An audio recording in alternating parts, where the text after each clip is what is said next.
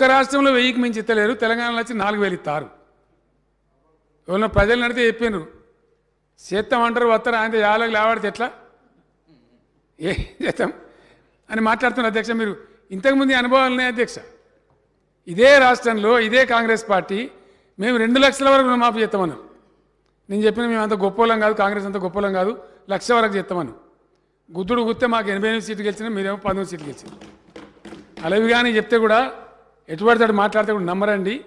ఆ విధంగా మేము ఏ విధంగా పెంచానో పెన్షన్ కూడా పెంచుతాం. మేము కూడా తప్పకుండా ఎక్కడ తీసుకుపోవాలో ఆలోచిస్తాం. ఒకటేసారి పెంచాం, క్రమానుగతంగా తీసుకుపోతాం. అవన్నీ కూడా రాబోయే రోజులలో ఎన్నికల మేనిఫెస్టో మీరు అనుకుంటున్నారు, మీరు ఏవో చెప్పి కొట్టుకుపోదామని, కానీ మా దగ్గర ఇంకున్నాయి, గంపెడని ఉన్నాయి మా దగ్గర. అవే మా దగ్గర మేమేమి నిహత్తాలు, మా దగ్గర చాలా అస్త్రాలు ఉన్నాయి, మా అమ్ముల పొదులు ఇంకా చాలా ఉన్నాయి. ఒక్కొక్కటి ప్రయోగించకపోతే జరుగుతుంది.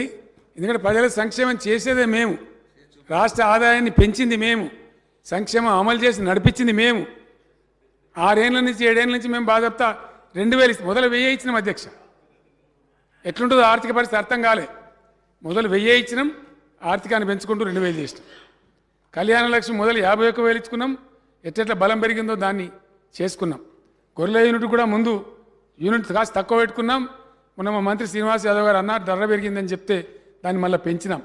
₹1,00,000 యూనిట్ను 1,75,000 పెంచినాం. రైతు బంధు 4,000తో మొదలుపెట్టినాం అధ్యక్ష, 5,000కు వచ్చినాం. రేపు రాబోయే రోజులలో ఇంత దూరం పెంచగలుగుతామో తప్పకుండా మేము కూడా ఆలోచిస్తాం. ఆ విధంగా ముందుకు పోతాం అధ్యక్ష. ఇక ఉద్యోగుల గురించి అధ్యక్ష, ఇండియాలో హైయెస్ట్ శాలరీస్ పొందేదే తెలంగాణ ఎంప్లాయీస్.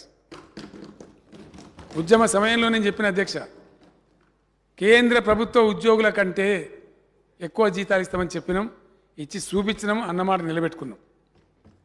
అందుకే అధ్యక్ష మాకు మానవీయ దృక్పథం ఉంది కాబట్టి భారతదేశంలో మీ కాంగ్రెస్ చరిత్రలో ఇంకెవరి చరిత్రలో కానీ ఎక్కడ ఇయ్యరండి. చిన్న చిన్న ఉద్యోగస్తుల గురించి మీరు పొద్దున మొసలు కన్నీరు గార్చినారు, కానీ మేము వాస్తవంలో చేసినాం. 30% పిఆర్సీ మా ఎంప్లాయీస్కి ఇస్తే ఎవరైతే అవుట్ సోర్సింగ్ ఇంకో సోర్సింగ్ ఉండే చిన్న చిన్న ఉద్యోగస్తులున్నారో వాళ్ళందరికీ కూడా 30% పెంచినాం అధ్యక్ష శాలరీ. ఇండియన్ హిస్టరీలో ఫస్ట్ టైం. వాళ్ళకి ఎప్పుడు పెంచరు, ఏదో కన్సాలిడేటెడ్ ఫిగర్ పెంచుతారు తప్ప. ఇలా మన శాసనసభలో పనిచేసే అవుట్ సోర్సింగ్ వాళ్ళకు కూడా 30% తమ నాయకత్వంలో పెంచినాం అధ్యక్ష. ఇది ఫ్యాక్ట్. మీరు ఎప్పుడు మీ చరిత్రలో ఇట్లా చేయలే. మళ్ళీ రాబోయే రోజులలో కొద్ది రోజుల లోపలనే ఉద్యోగ సంఘాలను పిలిచి మాట్లాడినాం అధ్యక్ష. షార్ట్ పీరియడ్లో కొంత ఇంటీరియం ఇస్తూ పిఆర్సీ కూడా అపాయింట్ చేస్తాం. తప్పకుండా మా ఉద్యోగస్తులు చెమట పడుతున్నారు. మా ఇంజనీర్ల పుణ్యం ఇలా ప్రాజెక్టుల నీళ్ళు కనబడుతున్నాయి. మా ఫారెస్ట్ ఆఫీసర్ల పుణ్యం మా వనాలు పెరుగుతున్నాయి. మా వ్యవసాయ అధికారుల పుణ్యం కోట్ల టన్నుల ధాన్యం పండుతున్నది. అనేక రకాల రెగ్యులేటరీ అధికారులు, మా ఎక్సైజ్ అధికారులు కోట్ల రూపాయలు సంపాదిస్తూ ఉన్నారు. ట్రాన్స్పోర్ట్ డిపార్ట్మెంట్ అధికారులు కోట్ల రూపాయలు సంపాదిస్తూ ఉన్నారు. క్రమశిక్షణతో మాట్లాడుతూ ఉన్నారు.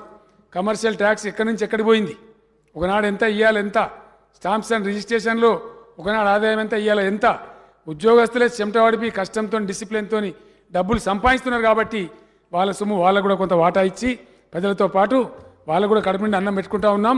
ఇప్పుడు కూడా మళ్ళా దేశం ఆశ్చర్యపోయేటువంటి పే స్కేల్ కూడా ఇస్తాం. మా ఉద్యోగస్తులకు బ్రహ్మాండంగా పెంచుతాం అధ్యక్ష. ఏం చేసుకుంటాం అధ్యక్ష, రాష్ట్ర ప్రభుత్వం దగ్గర డబ్బులు సమకూరితే ఉద్యోగస్తులు కూడా మా పిల్లలే. రాష్ట్రం పెరిగితే రాష్ట్రం ధనికమైతే వాళ్ళు కూడా ధనికులు కావాలి, ₹4 రావాలి వాళ్ళకు కూడా. తప్పకుండా షార్ట్ పీరియడ్లో కొంత ఐఆర్ ఇచ్చేసి పిఆర్సీ అపాయింట్ చేస్తాం. రికమెండేషన్ అనుసరించి మళ్ళా ఒకసారి దివ్యంగా పెంచుతాం అధ్యక్ష. ఇప్పటికే 70% పెంచుకున్నాం, ఒకసారి 40%, ఇంకోసారి 30%, మళ్ళా కూడా మంచి % జాబ్స్ వాళ్ళకి శాలరీస్ కూడా పెంచుతామని కూడా నేను మనవి చేస్తా ఉన్నాను అధ్యక్ష. ఇక Singareni, I'm concluding sir very shortly, I'm coming to an end now. సింగరేణిలో పెద్ద పెద్ద మాటలు మాట్లాడినారు బట్టి విక్రమార్క గారు. అవుట్ సోర్సింగ్ పెట్టినరు, ఈ సోర్సింగ్ పెట్టినరు, అది మీరే పెట్టిరు నాయన, మేము పెట్టలే. మేమేం మార్చలే, మీరు పెట్టింది పై సంబంధం కూడా మార్చలే. ఇంకా బెటర్ చేసినాం. ఏం బెటర్ చేసినాం అధ్యక్ష? ఎంప్లాయ్మెంట్ మేము మొట్టమొదటి దఫాలో 1,32,000 ఇచ్చినాం అధ్యక్ష. మళ్ళీ ఇప్పుడు 1,00,000 ఉద్యోగాలకు రిక్రూట్మెంట్ కొనసాగుతూ ఉంది. ఇది ఆల్ టైమ్ రికార్డ్ అధ్యక్ష. ఇంత షార్ట్ పీరియడ్లో ఎప్పుడు ఇయ్యలే, ఏ గవర్నమెంట్ చేయలే. సింగరేణిని నిండా ముంచిందే ఇండియన్ నేషనల్ కాంగ్రెస్ అధ్యక్ష. సింగరేణి 100% తెలంగాణ కంపెనీ అధ్యక్ష. కాంగ్రెస్ అధికారంలో ఉన్నప్పుడు సమైక్య రాష్ట్రంలో వీళ్ళకి పరిపాలన చేతగాక కేంద్ర ప్రభుత్వం దగ్గర అప్పులు తెచ్చిన అధ్యక్ష. అప్పులు తిరిగి చెల్లించలేక వాళ్ళకు 49% వాటా కట్టబెట్టింది అధ్యక్ష. ఇది హిస్టరీ. ఈ గనులు మీరే. సింగరేణిని ముంచింది ఎవరండి? కాంగ్రెస్ పార్టీ. మీ పరిపాలన నిర్వాహకమే. 100% తెలంగాణ కంపెనీ ఉన్న సింగరేణిలో 49% వాటా పుట్టించింది ఎవరు? మీ కాంగ్రెస్ పరిపాలన ఫలితమే అధ్యక్ష. వీళ్ళ 10 సంవత్సరాల పరిపాలన తర్వాత మేము వచ్చినాం అధ్యక్ష. వీళ్ళ కాలంలో సింగరేణి టర్నోవర్ కేవలం 12,000 కోట్లు. లేటెస్ట్ సింగరేణి టర్నోవర్ అధ్యక్ష 33,000 కోట్లకు పెంచిన మేము దాన్ని.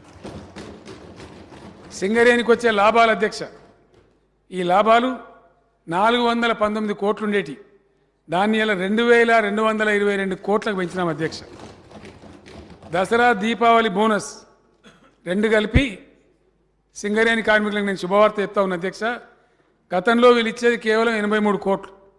ఈరోజు బీఆర్ఎస్ ప్రభుత్వం సింగరేణిని బ్రహ్మాండం కాపాడి టర్నోవర్ పెంచి డిసిప్లిన్ చేసి లాభాలు పెంచి కంపెనీ నష్టాలు తగ్గించి కేంద్ర రాష్ట్ర ప్రభుత్వాలకు డివిడెండ్ కూడా ఇస్తూ 83 కోట్ల రూపాయలు వీళ్ళిస్తే దసరా దీపావళి కలిపి సింగరేణి కార్మికులకి అక్టోబర్లో నవంబర్లో